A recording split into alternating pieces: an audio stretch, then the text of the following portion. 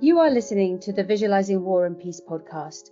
With the help of a wide range of guests, we examine how war and peace are experienced in different periods and places, and we discuss the world-building impact which representations of conflict and its aftermath can have on us as individuals and societies. Hello, my name is Alice König, and I direct the Visualising War and Peace project at the University of St Andrews. My guest today is Prof Benton, Professor of History and Law at Yale University. Professor Benton specialises in global legal history and the history of European empires, and she has a raft of publications to her name on the intersection between the British Empire and the origins of international law, on piracy and protectionism, and on slavery and colonisation, among other topics. Her work in this space has involved researching many forms of violence that fall short of full-blown war, and this has culminated in her most recent book, published in 2024 by Princeton University Press, titled They Called It Peace, Worlds of Imperial Violence. Covering 500 years of history from 1400 to 1900, it shines a spotlight on the many forms of violence, from raiding and enslaving to small wars and sudden massacres, all hallmarks of European imperialism, that regularly took place during times of so-called peace, calling into question how we categorise and define both peace and war. Lauren, as you know, the Visualising War and Peace project is interested in precisely these kinds of questions, and in the habits that we have of picturing and describing different kinds of conflict and times of supposed peace, and also the impact which those habits of description and imagination have in the real world on ordinary people's lives. So I'm really looking forward to discussing your book with you. Thank you very much for making time to talk to me today, and welcome to the Visualising War and Peace podcast. Well, thanks very much for the invitation to chat. So, as I said just now, you cover a 500-year time period in your book, from 1400 to 1900. And it's a period when European imperialism really took hold around the globe, especially in Asia and the Americas. Can you give our listeners just a flavour of some of the different places that your book takes us to give us a sense of its geographic and chronological scope? I guess I should start out by saying that since I'm a historian of empires, I tend to think from the margins back towards Europe. And one of the things that I wanted to do in the book was also bring into global history narratives regions that tend to get sidelined even when we're trying to take a more expansive view of global history and the history of international law. So a number of the case studies are drawn from the Pacific and also from South America, because those regions tend to be a bit insular when it comes to writing about broad global trends. And if I could also just say, my impulse for writing the book just came from very broad observations about the way we tell global history, and especially the global history of warfare. And it seemed pretty obvious to me that one of the things we do is focus on major wars. And that's just one of the ways we have of organizing global history. The world wars in the 20th century and in the earlier periods, some of which I deal with, the first global war, the 7 Years' War, followed by the Napoleonic Wars, even the Atlantic Revolutions. As an imperial historian, I was aware of this kind of constant drumbeat of small violence. And because it is pervasive in the historical record, I did have a lot to choose from in selecting case studies. And so what I tended to do was begin by just asking a very open-ended question about what patterns I could see in the conduct and practice of these small wars, and then look for exemplary cases that would illustrate them. So that was one of the ways I operated. And another was also to just read into cases to see those patterns. And so sometimes it was a bit serendipitous, the choice of cases, because I'm limited and also guided by my own language abilities and my own intellectual inclinations and my own training. So it is a book really about European empires and violence in European empires. Thank you. There's a lot to unpack there, but you're absolutely right that so much global history and so much history of warfare has focused on actually a very narrow range of, as you put it, great events, great episodes. And your book really draws attention to the wealth of other material out there about all sorts of different kinds of violence that has been routinely going on. And, I kind of want to say in the background to this, but not in the background, parallel to this. And your book is bringing that into the foreground and bringing more marginalised regions into global history. And I do love the way each chapter starts with concrete case studies that take us to different parts of the globe and get us digging deep into the theme of each chapter. As you note in your book, we not only have narrow ways of thinking about and doing and telling global history, we have really binary habits of thinking about war and peace as if they are discrete from each other and easily distinguished. But your book really challenges that, and it shines important light on what you call several times violence at the threshold of war and peace. So can you just talk us through what kinds of violence you want to include in that phrase, and what kinds of violence you want readers to be thinking about and grappling with and paying much more attention to? Sure. I decided early on to take a very capacious view of what to include in this so-called small violence. I do use the category of small wars. I use it a bit with a grain of salt because it's a label that tends to be associated rather narrowly with writing about insurgency and counterinsurgency. But I found it at times useful. And as I was working on the book and making presentations, probably the most frequent question I got was people would say, well, what's the definition of a small war? Give us a definition of a small war. And my response was always to say, it's more interesting and one sees more if one operates with a very flexible category of small violence. And so that includes wars that are labeled as wars, but are relatively quick. And I begin the book with a series of wars in Southern Africa that were labeled as wars, that 9 of them that happened in quick succession. It also includes, though, wars that are not labeled as wars, where fighting takes place, but the word war, the label of war, is never used. And it also includes a variety of forms of peacetime violence. Raiding is probably the most salient example of that, and something to which I give a lot of attention in the book, where it continues to exist in times of supposed peace. And there's raiding and counter-raiding going on even while truces are being formed and held. And they're not described as wars, but they're very consequential violence for people on the ground. And from there also it spans to brief interventions, violent interventions of imperial forces in the long 19th century and other kinds of violence that are described very often in that period by imperial forces as a kind of international policing. Mm-hmm. Absolutely. And that your decision to resist simple categorization is such an important one. It's a really important principle, I think, because what your book does, among other things, is show us that labeling is a fallacy, and that when we label, we think we know, and therefore we think we can control. And what your book really underlines is the fact that all of this small violence, all of this choppy violence that you sometimes call it, goes on all the time under many different guises, under many different names, in times of so-called peace, in times of actual apparent warfare as well. And it takes all these different forms. And as you rightly say, it has consequences for real people on the ground. So raiding, plunder, enslavement, insurgency, rebellion, lots of little small outbreaks, large massacres, this backdrop of perpetual violence that you talk about. I want to be clear that just by taking a kind of capacious view of small violence does not mean that one can't look for patterns or that it isn't orderly in some fashion, because it's precisely my curiosity about the orderliness of small violence that generated the project. And the other impulse for it had to do with the way that we tend to tell the history of international law as a kind of progressive containment of war, leading up to attempts to ban war in the 20th century.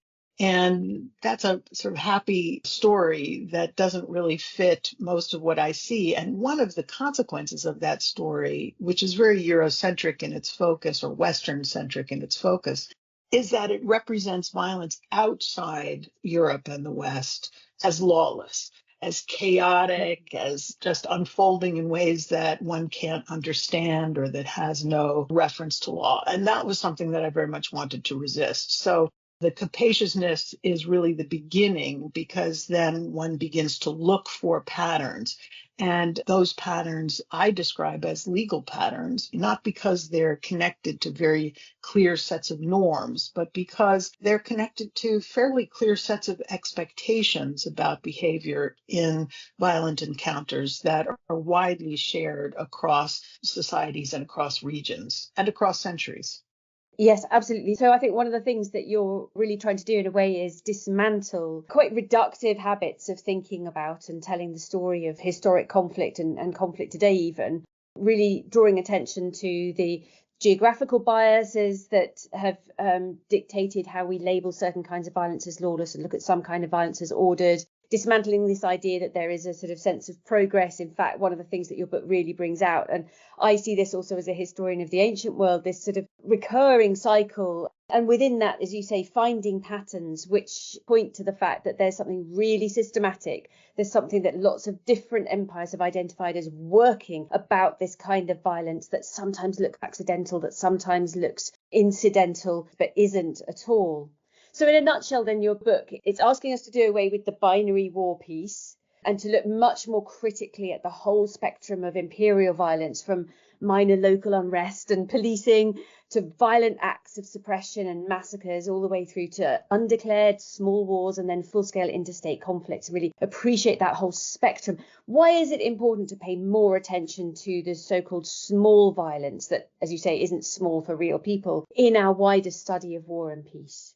Well, I think the findings are really quite interesting and important. So when you begin with this broad question about what these patterns are in the conduct of small violence, certain patterns do start to emerge. And the book takes note of what I call two global regimes of violence. And one is a centuries-long regime of violence focused on raiding and captive taking. And this is a form of violent interaction that was intelligible across societies, as I was saying, across religious traditions, across regions. And when we center raiding and captive taking, it gives us, in fact, a different way of narrating global history. The period of this long regime of plunder, as I call it, is in fact global. It spans European and non-European societies. It organizes the expansionary impulses and strategies of empires and the responses of indigenous communities. And so it's an enormously useful analytical construct and finding, I think.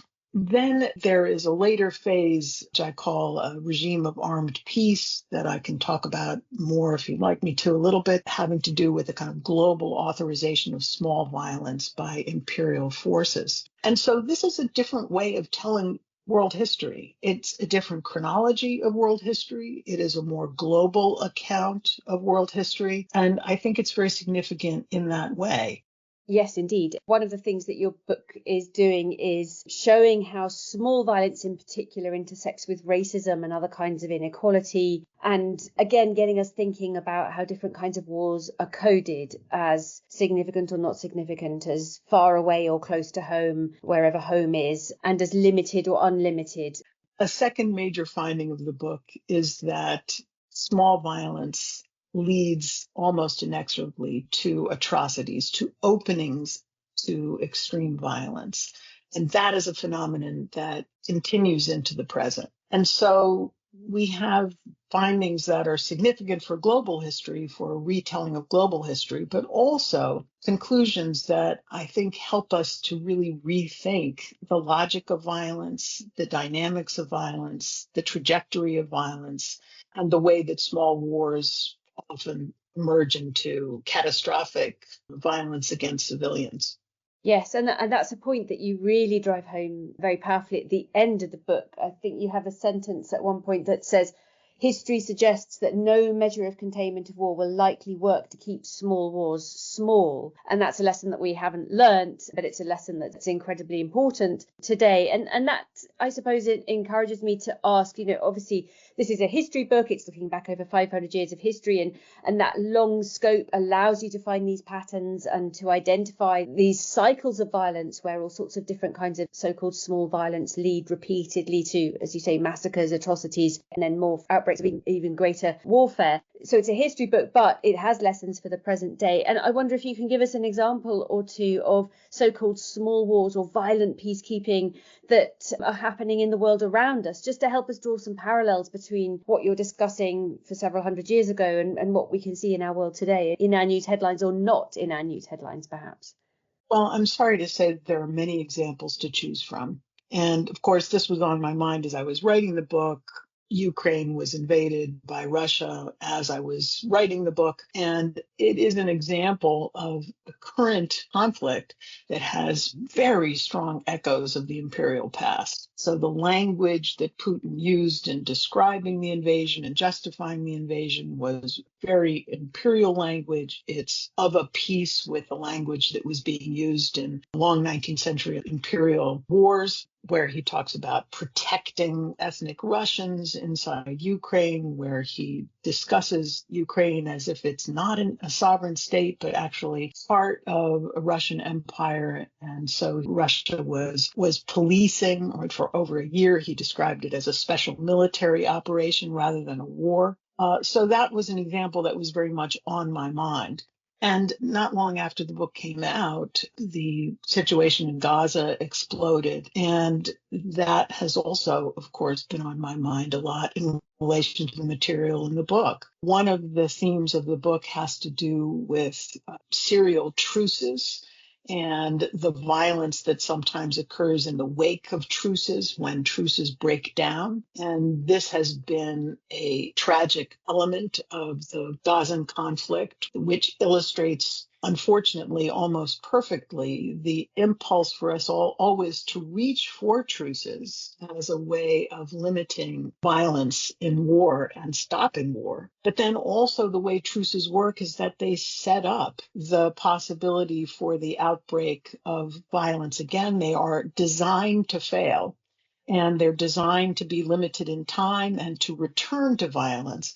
And often when the return to violence comes in truces, it comes with extra force and extra kind of emotional energy behind it. And unfortunately, that phenomenon, which I discuss in very different historical settings in the book, I think has been illustrated there. Another theme that is illustrated in that conflict and others around the globe at the moment is the capaciousness of definitions of defensive war. And this is something that comes out in very early cases that I deal with in the book, but we see it right up to the present. So defensive war comes to be described as whatever the antagonist wishes to call it, and can be used to justify really very significant violence against civilians. And there seems to be a very elastic way of stretching the notion of defensive war. Similarly, and in relation to both those things, the truces and the rationales for war, the theme of reprisal is quite interesting. And it comes out historically in the cases I deal with in the book, but also in the present. We're in theory living in a period when reprisal is illegal under international law. But one of the things I think one gets from reading the historical record in these cases is an understanding of how themes of reprisal really permeate a lot of these smaller conflicts. And you cannot exactly legislate away the emotional energy that's attached to reprisal. So when there are situations of raiding and counter-raiding, often which exist right up to the present in many small conflicts, the energy with which people come back in response to a violent raid is into notions of reprisal that are not on the surface. They're somewhat hidden in a way that arguments about defensive war are not. I find that really fascinating. I mean, that there are so many themes I want to bring out. I'm going to come back to truces and ask you more about truces in a bit. On that issue of reprisal, I'm really fascinated by the sources that you have at your disposal for the period that you cover. As a Roman historian who's been reading quite a lot of Livy's History of Rome with my students and just for research recently, there are lots of raiding moments very early on in Rome's history that are narrated from the perspective of the Roman Empire. And that energy of reprisal is completely suppressed by the Roman authors and by the Roman narrative. There's no concern it's sort of explicitly evoked. And yet at times you see that energy of reprisal really coming back. So it's a theme that you see very, very early on in the history of warfare and the history of small violence and recurrent violence in times of so-called peace in the Roman era. You raised some good examples from the modern day. Of course, one of the ways in which we are describing what happened in February 2022 in Ukraine is a full-scale invasion of Ukraine, a phrase which acknowledges the fact that, of course, Russia had been encroaching on and taking Ukrainian territory for a long time before that, not least with the annexation of Crimea. But the international community had classified that as somehow less than war, as somehow smaller violence. And so the way in which we have been labeling that conflict alone tells us an awful lot about our categorizations and the power of these elastic descriptions, as you've put it. You know, no matter how we describe violence, as your book underlines, this is still real violence to real people, but you are really interested in how that violence gets visualized and named. So I wonder if we could talk a little bit more about what's at stake in how we categorize different kinds of violence: asymmetric war, endless war, humanitarian intervention, protection emergencies, the war on terror, guerrilla warfare, and so on. All of these different phrases that we have, that's just a handful, that categorize some things as war and some things as peacekeeping or rebellion or insurgency or policing. What's at stake in how we categorize these kinds of violence, these elastic descriptions? Well, the book does take account of a repeating tendency to describe violence as peacekeeping. And that comes out very clearly in almost all the imperial settings and imperial contexts. It is understandable, I suppose, that people want to represent violence in those terms. They want to come up with a description about why it's a good thing. But I also try to pay attention in the book to the sincerity with which people sometimes try to develop theories of limited war. And I think it is important to do so because it is not just cheap talk for people to try to come up with ways of limiting war. They are interested in doing so. Even imperial agents are interested in doing so. They are aware in some settings that they'll get more through commerce than plunder, that they'll be able to themselves to live with a certain amount of security on a daily basis. And so even the most powerful engage in what I try to recognize as a kind of sincere project of theorizing limited war. And this is something that I also think comes out of this approach. I've always been rather frustrated by the way that the history of international law just gets told as a kind of series of European texts that sort of runs from Vittoria to Gentili to Grotius and so on. And what I wanted to do in the book is not to ignore that discourse, but to try to read it at an angle. That is to say, think about these patterns happening in empire, these practices in empire as themselves generating a kind of intellectual response to violence and theorizing about violence. And then going back to those European texts and looking to see if one would read them differently. And I think, in fact, what the result of that is that we can talk now about a centuries-long project of narrating limited war. And we can read the texts of Vittoria, of Gentili, of Grotius somewhat differently in that respect. And I wanted also in the book to kind of honor that project because it is a project in which, in effect, we're all still engaged. If you don't want violence to run rampant, you have to think about what you can do to limit its effects and its negative effects. And so I think there's some value to retelling the history of international law in that way.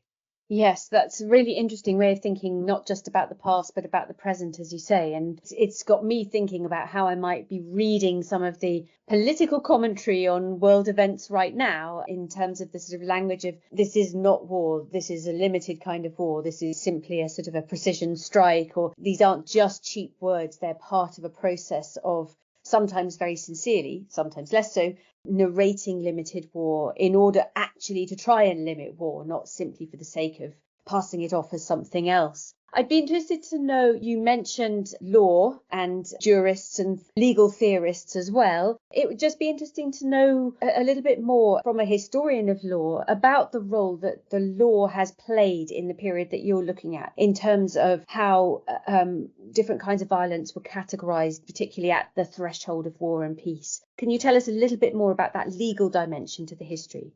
Well, I have what some of my colleagues have described as a rather anthropological view of law. So what I call law, both in the book and in my other writing, is probably not what most lawyers would call law. I'm really not so interested in identifiable sets of norms. I think that we can think about law as a framework for social interactions, and in this case, a framework for violence. And I'm very interested in the way that legal categories of action are legible across cultures and across societies. And so that's a theme of the book. I think that some of this kind of legal patterning is maybe difficult to talk about in the abstract. It might be good to give an example or two. To go back to the example of truces, I think that is a good one. And I should say that it's hard to talk about the pleasures of writing a book that is on such a grim topic. But there were pleasures, because one of the pleasures is that on occasion I was just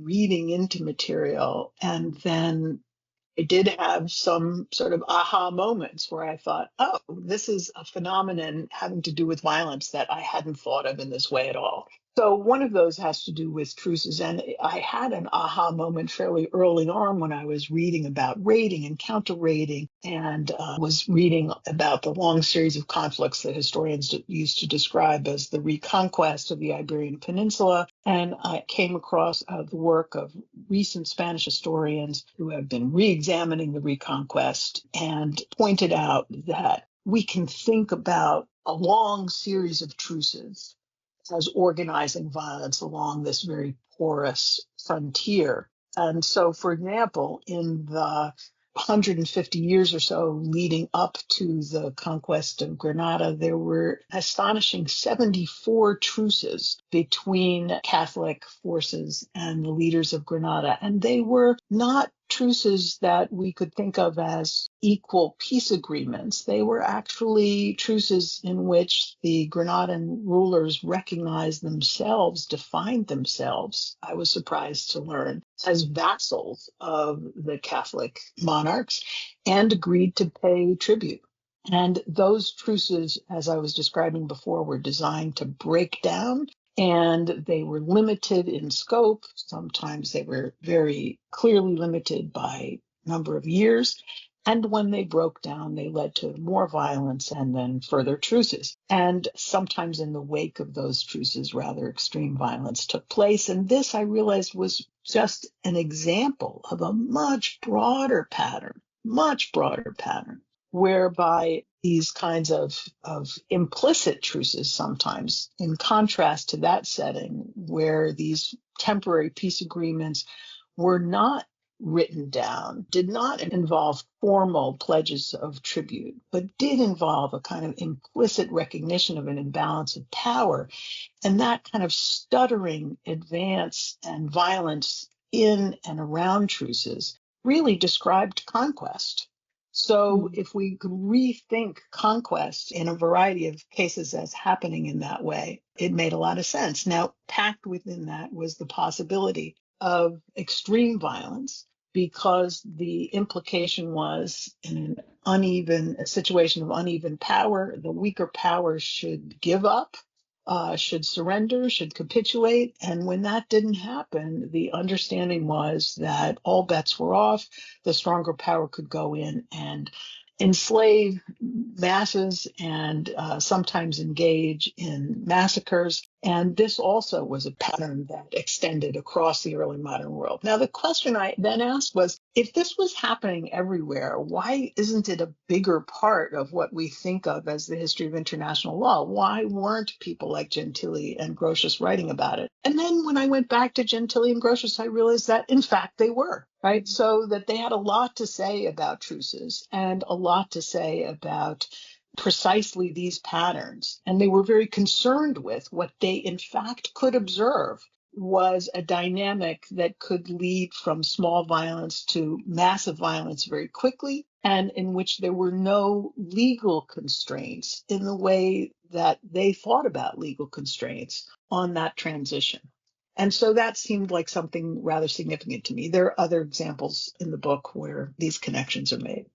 Absolutely. I really, as you say, it's hard to talk about enjoyment in the context of the theme of the book, but I did really enjoy your second chapter in particular about raiding and plunder, and then about the complex relationship between truces and these recurring cycles of violence and the way in which truces actually paved the way to violence. And it very much resonated with the kind of ancient material that I look at. Similarly, truces that are negotiated, the peace treaties that get negotiated, often are very deliberately and explicitly limited in time, often didn't last even the length of time that they were meant to last.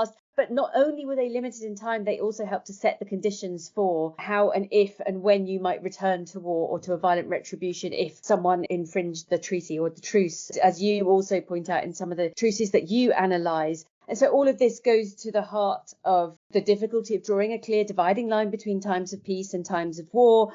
And that you use the phrase staccato violence in connection with these sort of repeat truces that lead to these ongoing cycles. And you also really underline the way in which truces have functioned in imperial history to exacerbate hierarchies and power differentials, and to enable conquerors also to flip the tables on who gets perceived as the aggressor and who gets perceived as the victim, because the party who breaks the truce is suddenly the aggressor, even though they may actually have been the victim. I wonder if you can say a bit more about that, about the way in which these forms of imperial violence got redefined as mechanisms of, the enforcement of a treaty or law enforcement, or as bringing benefit to people, bringing security rather than harm, when the other party became the aggressor, having infringed the peace treaty or whatever.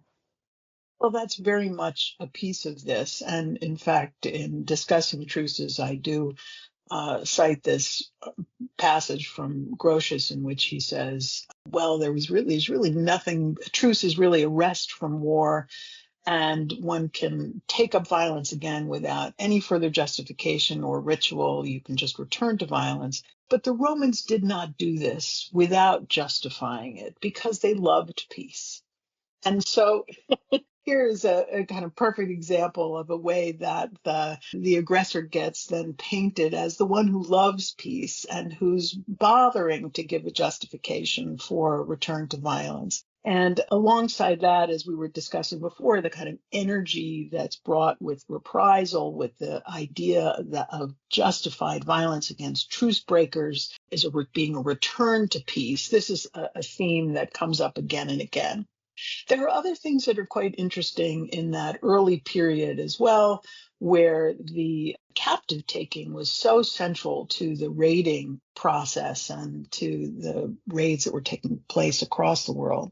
And legally, of course, captives were represented as people to whom mercy had been administered, because the presumption was that they could have been killed, but in fact, they're being spared and then incorporated into polities. And so that is a very important dynamic and an important discursive framework for captive taking, not just in European societies, but really across the world where captives in various ways were incorporated into captor societies.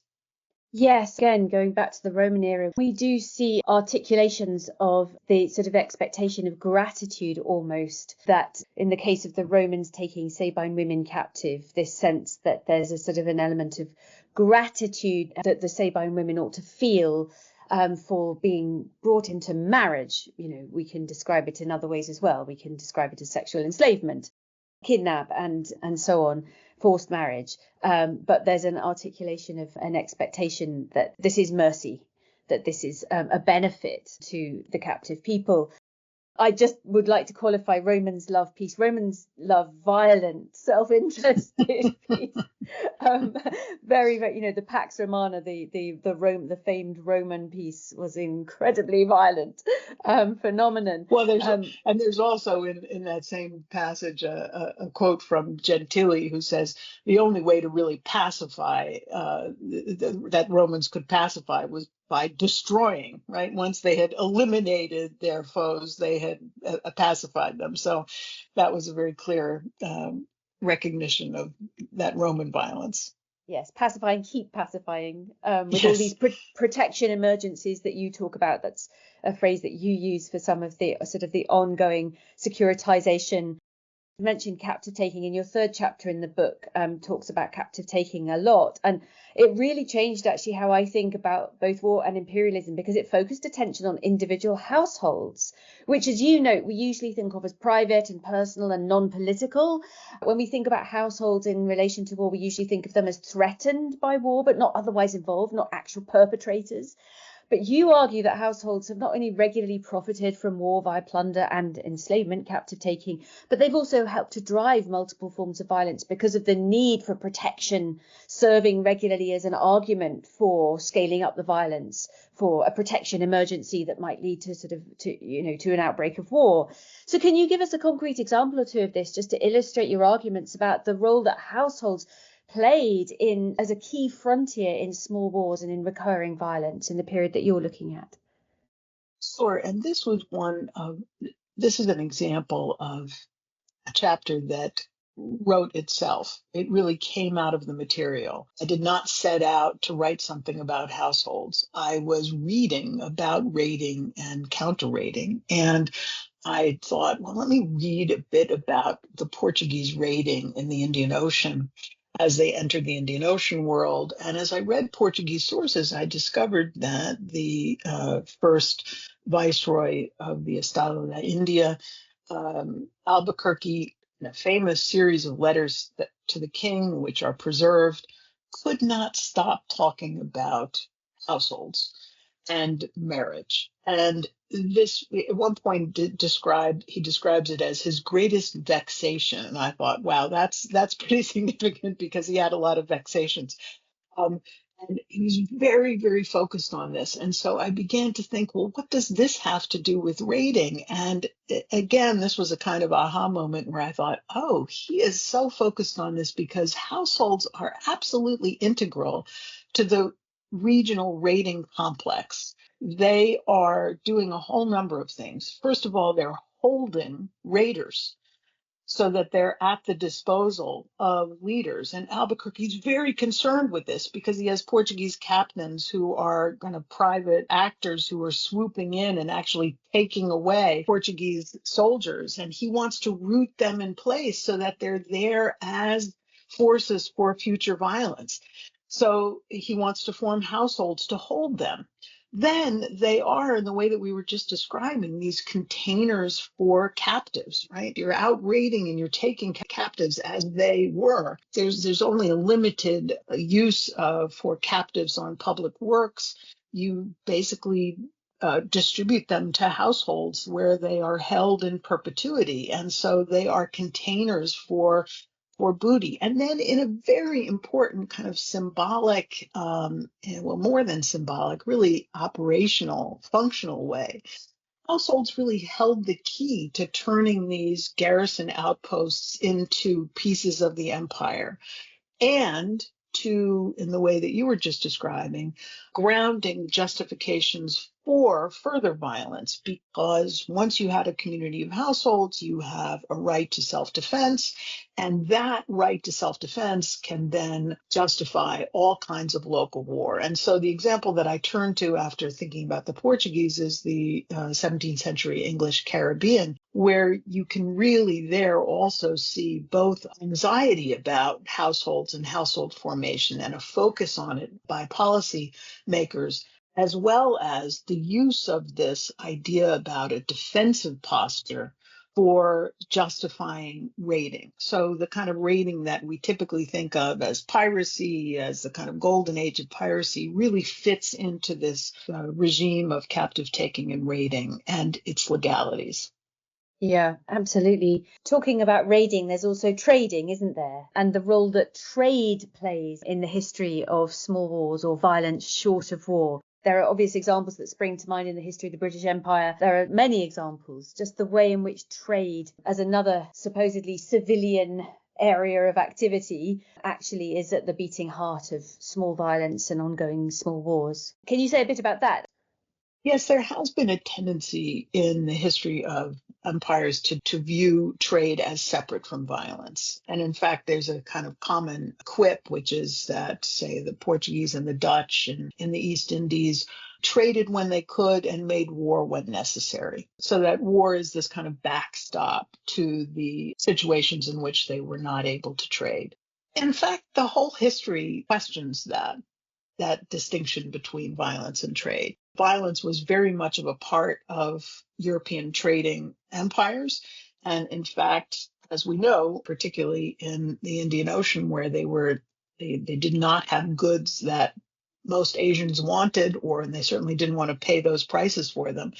Basically, they were being forced to trade through violence. And so this kind of small violence that I've been describing, the raiding, the threat of raiding, this was absolutely essential to structuring commercial relations. And you can't pull the two apart.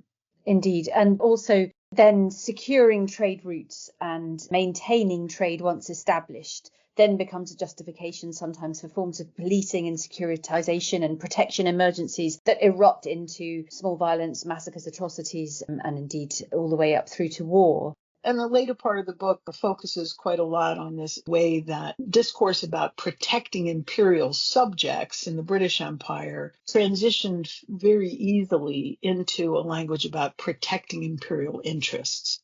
And so that protecting imperial subjects, that was something that came with almost every British Navy captain's instructions. And the presumption was that they could use small violence in whatever way they saw fit to protect imperial subjects. And you can actually trace how that language starts to get more and more flexible and more capacious, so that the small violence then comes to be in the service of the protection of imperial interests, which includes commerce.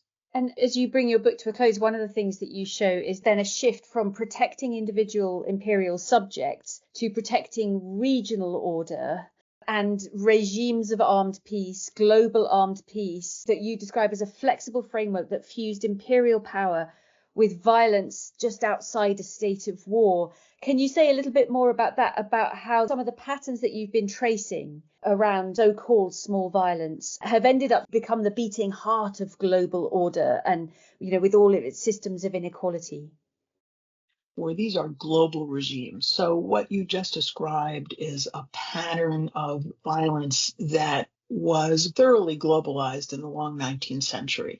It was written into the way imperial power was done and inter-imperial power in these regions. And so one of the themes of the second half of the book is the way that we can think about the preoccupations of international laws having to do with interpolity ordering in these pluripolitical regions, often in places where empires did not want to go to the expense of taking control and administrative responsibility for rule. They just wanted to project hegemony and power and influence. And the small violence really worked in a very fundamental way to let that happen. It was impossible to imagine the projection of influence across these pluripolitical regions without it. And one of the things that I just will call attention to because I thought it was so interesting, well, two things actually. One is that once again, in this later period, you have this potential for an opening to very significant violence against civilians when protection emergencies begin to mount and snowball, and often very suddenly there's a shift from describing antagonists as potential subjects or as subjects that can be incorporated in empire to describing them as rebels or natural enemies against whom all sorts of very extreme violence can be used.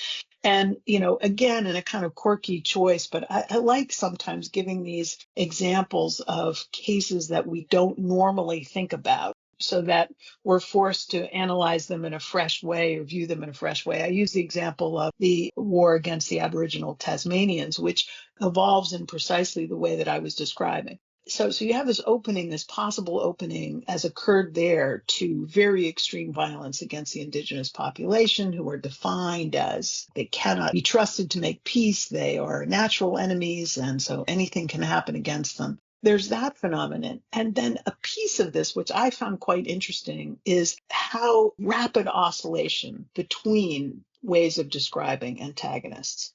So it wasn't that there's a kind of smooth transition from viewing people as subjects to regarding them as natural enemies. Both languages persisted, and imperial agents and their sponsors toggled back and forth between these categories on a regular basis. And that oscillation itself creates a kind of framework in which extreme violence is sort of always in the air. It's always possible, right? So you have both a kind of regulation of violence in a way, and also this kind of threat that things are going to get out of control at any moment.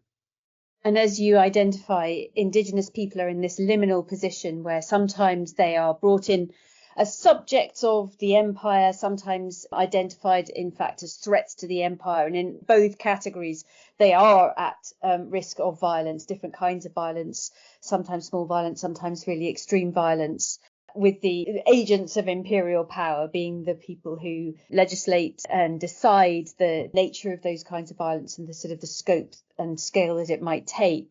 If I could just add to that, one of the other points that I think is important is that indigenous populations themselves were participating in this legal framework. They were not just its victims. And so they too oscillate between the position that they're appealing for protection to imperial forces as subjects, as potential subjects, and claiming the authority to make war as independent polities. And they're doing this often in sophisticated ways. Just because they don't win in some of these and don't triumph and are often the victims of superior force and greater violence doesn't mean that they are not participating or not understanding the framework of violence in which they're operating. Yeah, indeed. And one could draw some quite bleak conclusions from all of this. I think one of the things that the book really drives home is what you called earlier the sort of the constant drumbeat of small violence in the background to all history, all global history, and indeed to the present day. And in your conclusions to the book, you do bring us to the present day and indeed to the future, and you underline the extent to which we continue to anticipate and accept small wars, ongoing violence as a structural, even expected condition of interpolity relations. And you also point out the tragic irony of our assumption that it's only if we keep doing sort of supposedly protective violence, some of which we've seen this week on the global scale. We're recording in the week that Donald Trump dropped some very large bombs on Iran in order to damage their nuclear facilities, their nuclear weapons making facilities. Our assumption is that if we keep conducting this supposedly protective kind of violence, we might actually achieve future peace. But you really drum home how impossible it is to keep small wars small, as we've said, or to limit their violence. So do you think there is a solution? What can we do about this cycle, this ongoing drumbeat of small violence that's in the background to our lives across all around the world? Well, there were times in writing the book that I thought that I was going to become an extreme pacifist as a result of writing it. And I suppose I lean more in that direction than I did before. And unfortunately, I didn't come away with any great solution for what we can do about these things, other than being extremely skeptical about claims about the possibilities of limiting war. And in these dark times that we're living in right now and during this week, as you've said, I do take some solace in the fact that there are voices who are pointing out that there are consequences to small violence. So even in the bombing of Iran, there was a lot of commentary about how this will not be an action without a long tail of consequences behind it. And it was somewhat encouraging to see that the bulk of that commentary. Now, does it mean that we're any further towards limiting violence? I'm a bit of a skeptic about that, but I do think that we can encourage our own analytical capacity to see through claims about the ability to keep small wars small. Indeed, that skepticism is an important step. And I think one of the things that your book has done for me as well is to remind me that we still trade the word ceasefire in very optimistic terms. And it's a source of ongoing frustration to me and to many people who work in peace studies that we pin so much on this concept of ceasefire and truce. And your book masterfully unpicks the problems in doing that and in thinking that truces are any kind of solution and not actually part of an ongoing cycle. So being skeptical about ideas of ceasefire and the language of ceasefire and looking analytically and critically at all of that. In your introduction, you write, our aim should not be to help humanity master the art of war, but to understand the arc of war, the logic and practices that move antagonists with exquisite precision from conflict to conflict and from exercises in containment right up to the edge of atrocity. And I do think that's one of the things your book really successfully achieves, as well as getting us to think much harder about how we describe, how we categorise different kinds of violence, and to be, I suppose, self-aware, to be reflective about that so that we can think critically about the descriptors that we see in the press. So we may not end the podcast on a sort of note of optimism of, we've solved this problem. But what I think one of the things that we have done and that your book does brilliantly is just really help us grapple with a truth that we shy away from, I think. It's not just that we don't notice, but that we actually shy away from it. Some of our talk of ceasefire, of peace, really papers over the fact that, as Nick Harkaway has put it, we actually live in a world of hyper-violent peace, and we have done for a very long time. And until we look that fact in the face, we can't really move beyond it. Lauren, thank you so much for talking to me today about your brilliant book. I really do urge our listeners to read it and to dig into that very rich and very different kind of global history. It's been fascinating talking to you and learning more about so-called small violence, which isn't at all small or insignificant in the scheme of global history. Thank you. Well, thank you very much for the opportunity to talk about it and for your great questions. Thank you also to you, our listeners, for joining us again. We do have more episodes coming up as we continue to explore different visualizations of both war and peace in different contexts. So please keep tuning in.